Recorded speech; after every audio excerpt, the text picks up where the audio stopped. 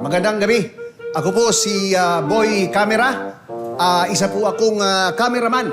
At napansin ko po kasi na yung politika natin talagang mukhang palabas na lang ba? Parang scripted. Sabi nga ng mga tao ang mga politiko parang artista na rin. Sa tingin ko, nagsimula magmukhang palabas ang politika nung marami nang sumaling mga artista eh. Mula kasi nung nangyari yun, pati yung mga politiko natin, natuto na rin umarte. Alam mo, kung babalikan po natin, dati ginagamit lang yung mga artista para panghatak ng mga tao sa kampanya. Di ba? Kailangan ng mga politiko sa kampanya ng mga artista, kaya kinukuha sila. Pero siguro, na-realize din ng mga artista na pwede rin silang tumakbo kasi tipid pa. Di ba? Hindi na sila kukuha ng mga artista kasi artista na sila. Ang puhunan naman ng mga politiko at saka artista, isa lang di ba? Kaway-kaway lang, di ba? Wala namang ginagawa yan, kaway-kaway lang. Tsaka, sa totoo lang, medyo palaos na naman talaga yung mga artista na tumatakbo, di ba? Mga walang trabaho, kaya naisip nila, magpolitiko na lang, malaki pa yung kita. Dati, kapag may artista, siguradong may kamera. Kaya ngayon, alam na ng politiko kapag may kamera. Kasi nga artista sila eh. Kaya uma-acting na rin sila. Kaya nga sabi ko, baka naman pwede na rin na yung mga cameraman na katulad ko, tumakbo na rin bilang politiko. Aba, kahit mga cameraman kami, magaling din kaming umarte. Panoorin ninyo.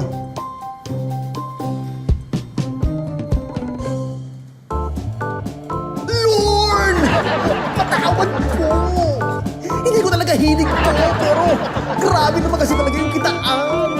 Lord! Ayos ba?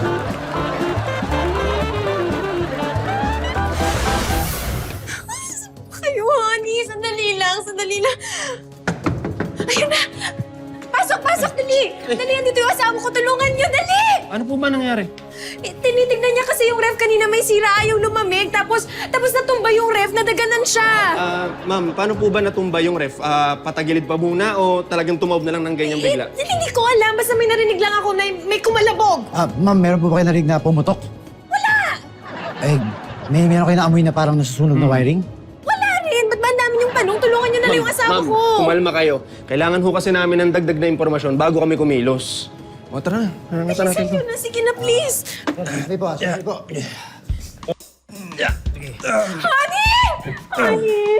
Honey! Yan ka dito ako. Kaya nga eh. Honey! Hoy! Ano ba ginagawa niyo? Bakit yung ref yung inaasikaso niyo? Tulungan niyo tong asawa ko. Ano bang klaseng mga paramedic kayo? Ma'am, anong paramedic?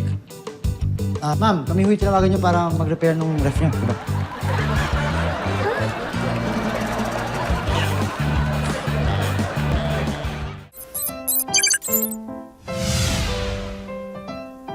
Hey, Lulu Natix! Balik Alindog program! Kaya ito na, nasa gym ako. Ayan, nasa gym ako. Let's go! Medyo pause lang ako. Ay! Oh my gosh! Ano ba yan, girls? Member din pala kayo dito. Yeah, dito kami membership kami dito. Yeah? Anyways, parang may gustong makipag-usap sa'yo na guy! Ayun, oh! Uy! Oh, di ba?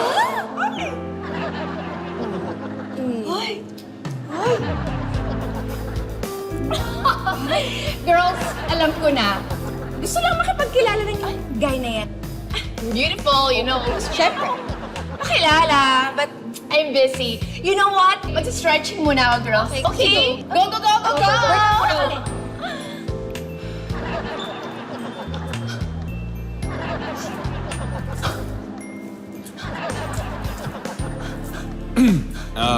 Hi, miss. Excuse me. Excuse you! Ano ba? Can't you see? Busy pa ako. Nagsa-stretching pa ako. Ano ba? Pwede bang mamaya na? Yes, I know. I can see that. Pero... Pero hindi ka makapag-antay, no?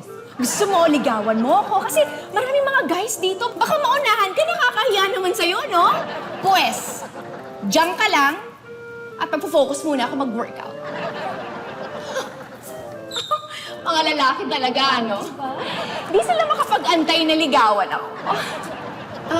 Lulu, parang may gusto siyang sabihin sa'yo. Sa akin? Pagbigyan mo na, Lulu. Ba? Miss, sorry kung nakakabala ako. Pero may gusto lang sana ako itanong. Alam ko. Gusto mo lang malaman yung name ko. Gusto mong makipagkilala sa akin. Tapos you wanna get to know me and everything. Pero, alam mo, focus kasi ako sa sa pag-workout ko. So, pwede ba mamaya na lang? Huwag mo akong dinidisturb, okay? Diyan ka na. Don't follow me, okay?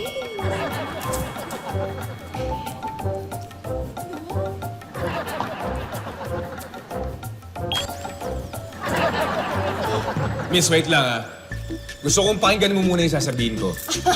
Alam ko na yan, kuya. Gusto mo lang sabihin na mag-ingat ako sa pagka-treadmill kasi baka anong mangyari sa'yo. Hindi mo na ako makukuha sa ganyan style. Ha? Tsaka pwede ba? Tigilan mo na nga ako, ha? Nakakainit na ka na eh. Miss! Ano ba? Naiirita na rin ako Hindi kita kinakausap dahil gusto ko tandigawan. Ha? Ay, hindi. Itatanong ko lang sana kung kailan ka magbabayad ng membership. 2 months ka na hindi nagbabayad Dapat nga ban ka na rito. Kaya pwede ba? Umalis ka na. Nas! 2 months na ba? 2 months na! 2 months na pala? Takbo ka pa ng treadmill. Ay, tumatawag yung mama ko. Teka lang. Sir, teka lang, ma! Ano ba yan? Hi, Lulu. Nalulo ka talaga. Che! Ah! Ano nga? Ah!